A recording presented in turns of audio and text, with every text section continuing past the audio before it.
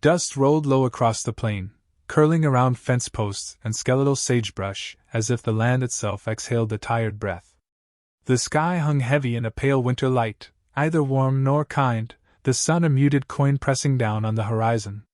Far off, a solitary ranch squatted against the wind, its barn leaning like a weary old man, boards silvered and split by years of weather. The yard was quiet but for the restless creak of the barn door, opening just enough with each gust to show a glimpse of shadow inside. She came walking the fence line as if she'd been following it for miles. Her boots were worn through at the toes, her dress a faded calico patched with a dozen mismatched cloth scraps. A shawl clung loosely to her shoulders, its fringe unraveling in long, wind-tangled threads. She walked slowly, though there was a certain defiance in the way she lifted her chin against the wind. Her hair, dark as the turned soil after rain, whipped across her face in wild strands. She carried nothing but herself, and even that seemed a burden too heavy. By the time she reached the gate, her lips had turned the shade of old bruises from the cold. She paused, gripping the rough wood, steadying her breath as though each step from here would cost more than she had to give.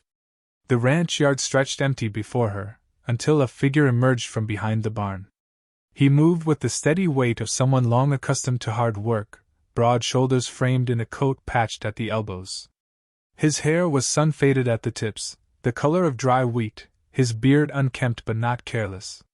His eyes, gray like the sky before snow, took her in with a guarded stillness. They stood looking at one another across the yard, the wind filling the space between them. She cleared her throat, and when her voice came it was soft but certain. "Can I clean your barn for a plate of food?" It was not a beggar's plea. It was a bargain offered straight, with the thin thread of pride holding it together. She did not lower her gaze. Something in him shifted, though his face betrayed little. The words struck not as strange, but as a memory half forgotten, something his mind stumbled over while trying to place. It had been years since anyone had asked him for work instead of charity. Years since a stranger had spoken without wrapping their need in shame. He did not answer right away. His eyes wandered past her, to the open land she must have crossed, and then returned to her face. In that instant, he saw more than a woman in rags. He saw the cold pressed into her bones. The thinness in her cheeks that spoke of long days without enough food. The steady way she met his gaze, refusing to be invisible. The barn door banged against its frame in the wind, and he glanced toward it as if the sound had broken some inner hesitation. He gave the smallest nod, a movement so slight she almost thought she'd imagined it, then turned toward the barn and walked ahead. She followed, her boots crunching against the frozen dirt. Inside, the air was thick with the smell of dust and old hay. Sunlight streamed through gaps in the boards, falling in thin, golden shafts that caught the drifting motes. The ground was littered with straw darkened by years of neglect. Cobwebs clung to rafters, trembling at the barn's every creak. He handed her a broom leaned against the wall. No words. She took it without pause, set her shawl on a hook, and began sweeping from the far corner. The bristles hissed over the packed earth, gathering decades of dust into long, slow arcs. Her movements were deliberate, not rushed, as though every sweep of the broom was part of some private ritual. From the doorway, he watched her for a while, leaning one shoulder against the frame. She worked without glancing up, her hair falling forward to hide her face. The barn began to sound different under her care, the dull scrape of straw, the soft thump of her boots moving steadily across the floor. Now and then she hummed, a tune so faint he almost thought it was the wind through the boards. Not cheerful, not sad, just steady. A sound to keep her hands in rhythm. The sun slid lower. She stopped once to fetch water from the pump. He saw her bend over the bucket, splash her face, and shiver.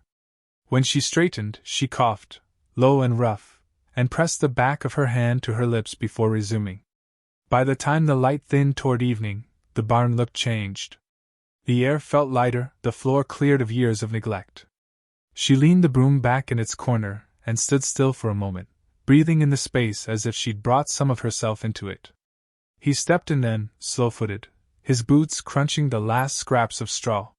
She turned toward him, and for the briefest moment, her eyes softened, something warm flickering through the guarded distance she kept. "You've done enough for today," he said quietly. She reached for her shawl. "Thank you," she murmured. But she didn't sound as though she meant only for the work. They crossed the yard together toward the house, the wind sharp at their backs. Inside, he ladled stew from a pot on the stove, setting a bowl before her at the small kitchen table. The smell of meat and carrots rose in the warm air. She wrapped her hands around the bowl as though to anchor herself. He sat opposite, eating without hurry. Neither of them spoke much. Their silence was companionable, broken only by the faint crackle of the stove. At one point he slid a thick slice of bread onto her plate without looking up. She hesitated, then broke it in half and returned one piece to his side. When the meal was done, she sat for a moment longer, gazing at the lamplight pooling on the tabletop. Something in her face had softened since she'd walked up to his gate, though weariness still pulled at her. The wind rattled the window. He glanced at her, a question half formed on his lips, but let it die there. She stood, shawl draped over her shoulders, and thanked him again. He nodded once, clearing the bowls as she stepped toward the door. Outside, the cold bit sharper. She pulled the shawl tighter and turned toward the barn as though that was where she meant to sleep.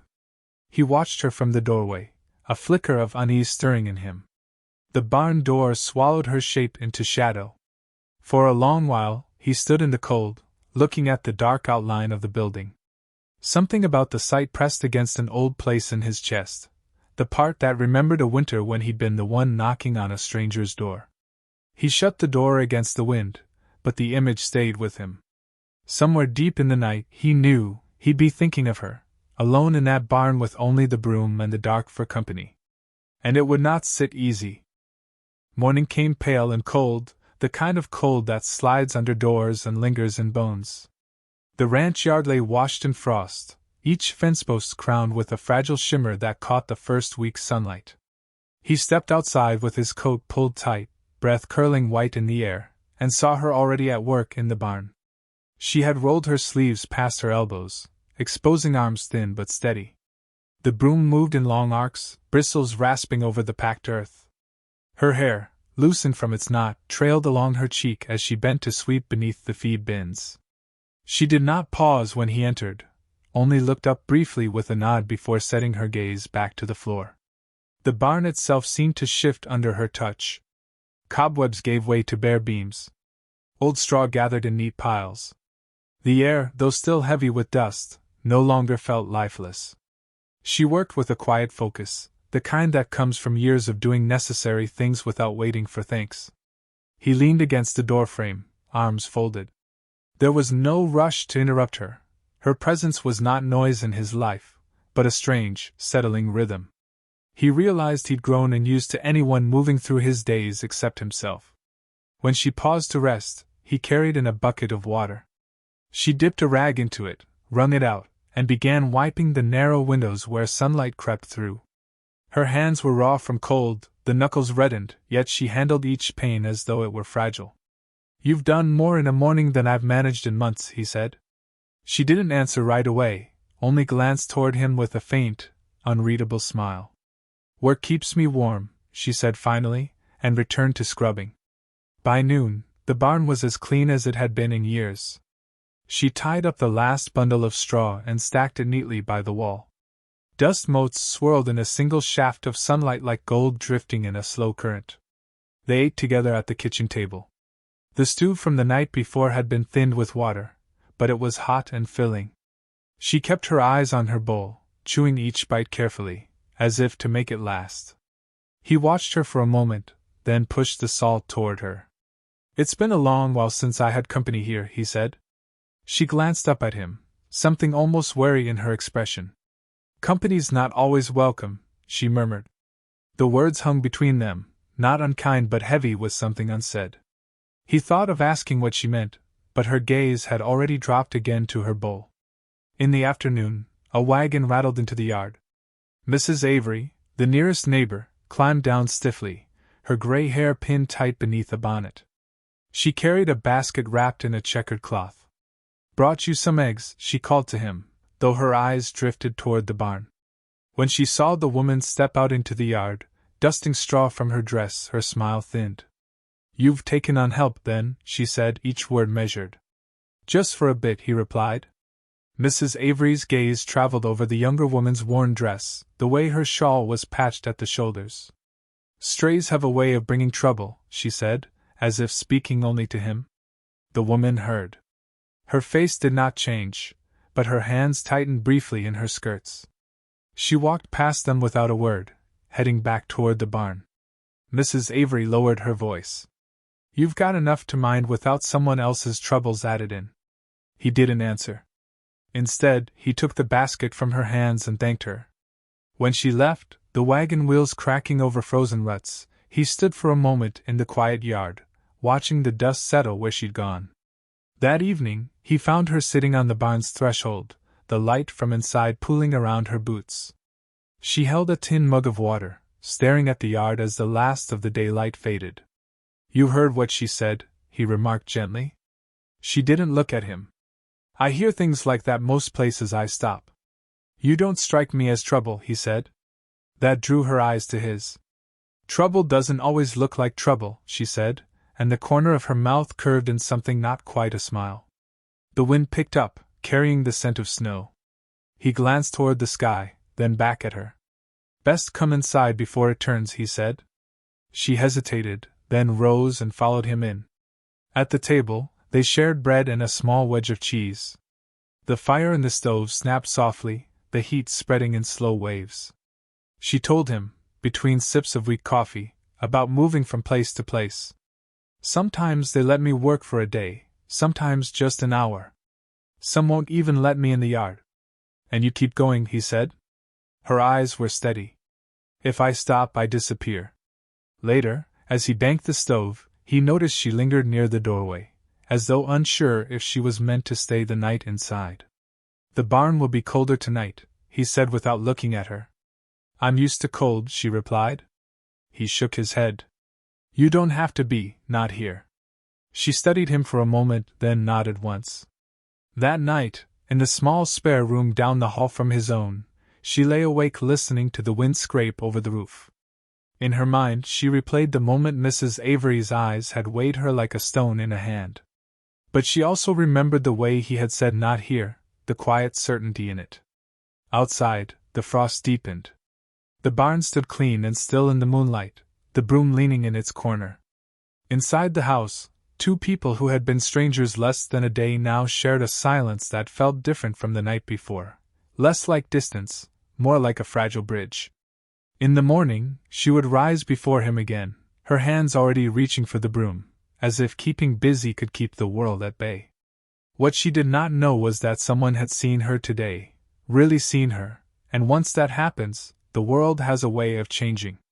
And far off, beyond the ranch fence, the first signs of that change were already on their way.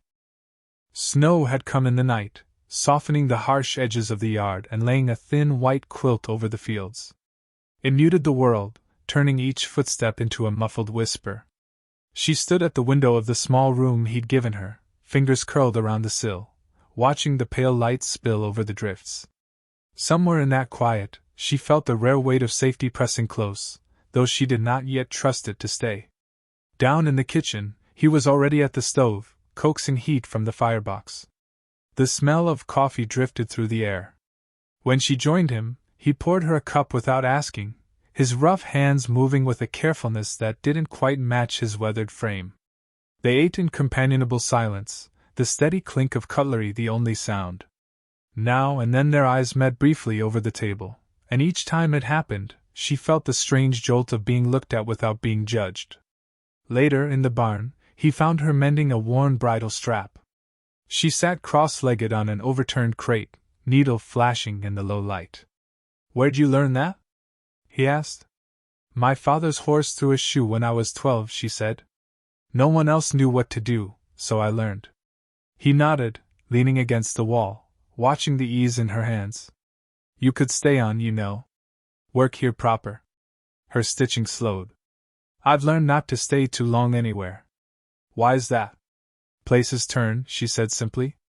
"People too." The quiet between them thickened, not with discomfort but with the weight of things unsaid. He knew something of that truth. His own past lay in pieces he seldom touched. Yet that night, as they sat by the fire, the words came. "I had a wife once," he said, voice low. "She died trying to bring our child into the world. I buried them both before the leaves turned that year."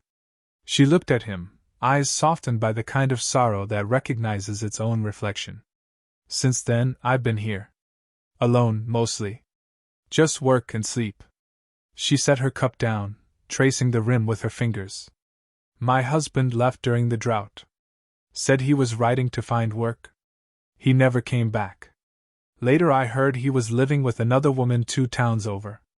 The fire popped, sending a small spray of sparks against the stove's grate. For a while either spoke. "You could have gone to family," he said. Her smile was brief, almost bitter. "My family learned to live without me long before he left." In the days that followed, a quiet understanding grew between them. He began to leave small things for her: a pair of wool gloves on the barn rail, a jar of preserves by the kitchen door. She, in turn, kept the place in better order than it had been in years. Tools were hung neatly, boots scrubbed of mud. The rooms carried the faint scent of dried lavender she must have kept hidden in her shawl. One evening, after she'd taken in the washing from the line, he found her standing at the fence, looking toward the far hills where the sun was sinking in a blaze of copper. He joined her without speaking. "It's easier to breathe here," she murmured. He studied her profile in the fading light. "And yet you're still ready to leave." "I've learned not to mistake a quiet spell for the end of a storm," she said. Her words proved themselves sooner than either expected. The next morning, as he returned from mending a section of fence, he saw the dust plume of a rider on the road. A man approached, broad-shouldered, riding a bay with a saddle gone shiny with wear. He pulled up at the gate, reining in hard enough that the horse tossed its head. The woman had stepped from the barn, a basket of kindling in her arms. When she saw the rider, she froze. The basket slipped from her grasp, sticks scattering at her feet. "Well now," the man drawled, looking her over with a smirk. "Didn't expect to find you tucked away out here." Her hands gripped her skirts, knuckles pale. "You shouldn't be here." His smirk deepened. "You've got some nerve, running off with what's mine." She shook her head, voice shaking. "I took nothing that wasn't mine to keep." The rancher had stepped closer by then, his presence quiet but unmistakable. "You know this man?" he asked her. She hesitated, then nodded once. The rider's gaze shifted to him. "You her keeper now? You'd best send her on her way before she drags you under." The air between them tightened. The rancher's voice was calm, but steel-threaded. "She works here. That's all you need to know." The man spat into the dirt. "She owes me. I'll be back for her." He wheeled his horse and rode off, dust swallowing his figure. The woman stood rooted in place, breath ragged. Inside, she busied herself with the kettle, though her hands trembled. He watched her for a moment before speaking. "What did he mean?" Her voice was thin. "He's the one who left me. But now that he's lost whatever he thought he had, he wants to claim me again. Says I'm his." "You're not." She met his gaze then, and something in her face shifted, a flicker of relief, quickly swallowed by fear. That night, she tried to sleep in the barn again. He found her there, curled under an old blanket. "You don't have to be out here," he told her. She kept her eyes on the floorboards. "It feels safer." "Not here it doesn't," he said, his voice low but firm. "You belong in the house." She looked up at him then, eyes searching his face. Something unspoken passed between them, the fragile trust of one who's been turned away too many times. She rose without a word and followed him back inside. In the darkness of her small room, she sat on the edge of the bed, listening to the wind slide against the walls. She thought of the man on horseback, of the way his shadow had fallen across her once before. But she also thought of the rancher, standing at the gate, voice steady. She could not yet name what it was, but she knew it was stronger than fear. And far away, on the road that cut through the barren hills, the sound of hooves was not fading, it was drawing nearer. The sky pressed low and bruised that morning, clouds thick as damp wool hanging over the plains. The air carried the taste of snow yet to fall, and every sound seemed sharper, as though the world were listening for something. He was mending a gate hinge when the first specks of sleet needled down, melting against his gloves. From the barn came the muted scrape of a broom, her steady rhythm a quiet anchor against the restless wind. She had been working since before dawn, moving hay bales to one side, stacking feed sacks in a neat row. When he stepped inside, she looked up briefly, her hair loosened from its braid, strands clinging to her damp cheeks. "The storm's coming fast," he said. "I work better when the wind's loud," she replied, voice low. "It drowns the rest out." They shared a glance that held the weight of yesterday's visit, the writer's smirk, the promise to return. Neither spoke his name, but he was there between them like a shadow. By noon the wind had grown teeth, rattling the barn doors on their hinges. He brought her into the house for lunch, setting a bowl of hot beans and cornbread before her. She ate slowly, though hunger was plain in the way she scraped the last bit of cornbread through her beans. He poured her more coffee, his hand steady though his jaw was tight. "When I said you're safe here, I meant it." Her spoon stilled. "Safe's a word I've learned to be careful with." "I don't use it lightly," he said. She studied him for a long moment, then nodded once and returned to her meal. That afternoon, Mrs. Avery's wagon appeared again in the yard, her bonnet tugged low against the wind. She carried a jar of pickled beets wrapped in cloth. Inside the kitchen, she placed it on the counter with a clink. "That man was in town this morning," she said without preamble. "Talking loud about what he means to do.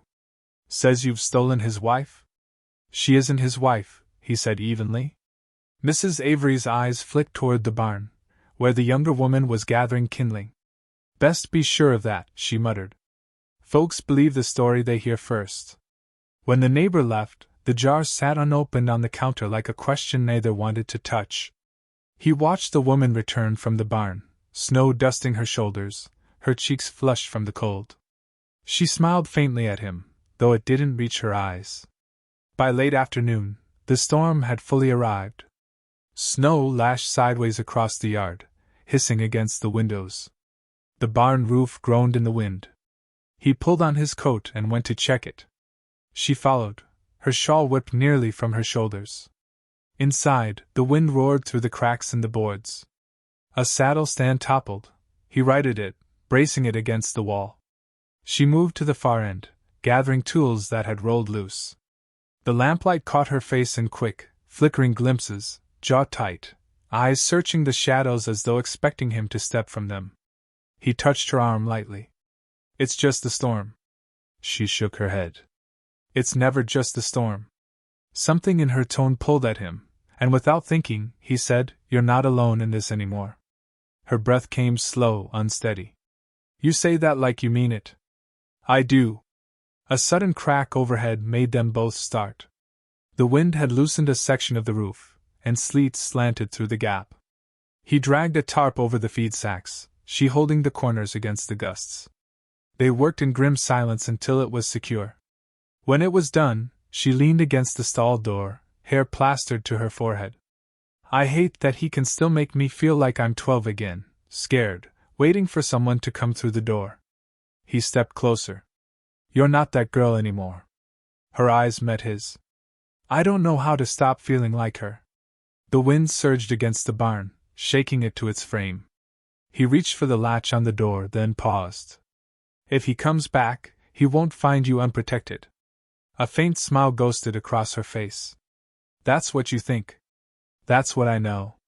They stayed there for a moment, the storm wrapping around them like a living thing. Then he led her back toward the house, the cold slicing their cheeks, snow clinging to their coats. Inside, he stoked the fire high. She sat near it, hands outstretched toward the heat, steam rising from her damp sleeves. The kettle hissed softly on the stove. "Do you think he'll come soon?" she asked without looking up. He considered his answer. "Men like that don't like to wait." Her gaze drifted to the window, where snow still raced past in blurred streaks. "I've been running for so long, I don't know what to do if I stop." "You stand your ground," he said. "And if that's not enough? Then I stand with you." She looked at him then, and in her eyes was something that hadn't been there before, not trust exactly, but the first faint outline of it. The night deepened, the wind howling like a restless animal. Upstairs, she tried to sleep, the sound of the storm seeping into her dreams. Downstairs, he sat in the lamplight, the shotgun across his knees, eyes fixed on the window. Near midnight, the wind shifted, carrying with it a sound that did not belong to the storm. Faint at first, then clearer, the hollow thud of hooves moving against the frozen earth. He rose slowly, the lamplight flickering across his face. Outside, just beyond the yard, dark shapes moved through the snow. 3 riders. Their silhouettes blurred, but their direction was sure, and they were coming straight for the gate. Snow still fell in loose, wind-blown veils as the riders approached, their shapes swelling from shadow into the lamplight spilling across the yard. Hooves punched hollow into the frozen crust, each beat steady and deliberate. He stepped from the porch, coat drawn tight, the shotgun held low but ready. Behind him, light pooled in the open doorway, and she stood there, shawl clutched around her shoulders, eyes wide in the half-dark. The lead rider was the man from before, face half hidden beneath the brim of his hat, mouth curled in a smirk that did not touch his eyes. 2 others flanked him, hard-looking men with the kind of stillness that came from knowing how to wait for trouble to ripen. They reined in at the gate, snow spattering their coats, the horse's breath pluming in thick, ghostly bursts. "You've got something of mine," the man called over the wind. "She's not yours," the rancher answered. The rider chuckled low. "You think feeding her for a week makes her yours? You've been played, friend." She stepped forward then, the porch boards creaking under her boots. "I'm no one's to claim." The man's gaze flicked to her, voice turning sharp. "You forget what you swore? You forget who kept you when you had nothing?" "I had less than nothing with you," she said. One of the others shifted in the saddle, gloved hand brushing the butt of his revolver. The rancher raised the shotgun slightly, not a threat, but a line drawn in the air. "You'll turn that thing on me for her?" the rider asked, almost amused. "I'll turn it on anyone who comes here to take what isn't theirs." Snow hissed between them, carried sideways by the wind. For a moment, no one moved. The horses shifted, hooves grinding ice, the smell of sweat sharp in the cold air. The rider's smirk flattened. "You'll regret this." The rancher's voice was even. "That's my risk, not hers." The man's gaze lingered on her a long beat before he tugged at his reins. "We're not done." He wheeled his horse, the others falling in behind, and the 3 shapes blurred again into the snow. The sound of hooves faded into the storm's low growl until the yard was still but for the wind. She stood frozen on the porch, the air burning in her lungs. He lowered the shotgun and turned toward her. "They'll be back," she whispered. "Then I'll be here," he said. Her hands trembled inside the shawl. "I don't want you hurt for my sake." He stepped closer, meeting her eyes. "You're not a burden I'm carrying. You're a person I'm standing beside." Something in her chest gave way, an old knot loosened by the steady weight of his words. She swallowed, looking past him into the dark where the riders had gone. Inside, he stoked the fire, the heat rising against the cold that still clung to their clothes. She sat at the table, fingers curled around a mug though she barely drank. The room was quiet except for the pop and sigh of the stove. "You could leave," she said softly. "Let them take me, and this will be done." His head lifted sharply. "Is that what you think of me?" "I've learned to expect it." "Then learn different," he said. The wind rattled the windows, but the sound no longer seemed the loudest thing in the room. Her gaze searched his, measuring the unshaken set of his shoulders, the way his jaw stayed firm without hardening against her. "You don't know what he can do," she said. "I know what I can do," he answered. She breathed in slow, her fingers loosening from the mug. "When I ran, I didn't think anyone would believe me if I said what he'd done. And no one did." "I believe you," he said. The words settled in her like warmth from a long-banked fire, slow and deep. She blinked, a tear slipping unbidden down her cheek. They sat together in the lamplight, the storm wrapping around the house. She told him then, haltingly, about the years before, the days of walking on eggshells, the sharp turns of temper, the cold silences. How she learned to pack her life into a bundle small enough to carry when she had to run.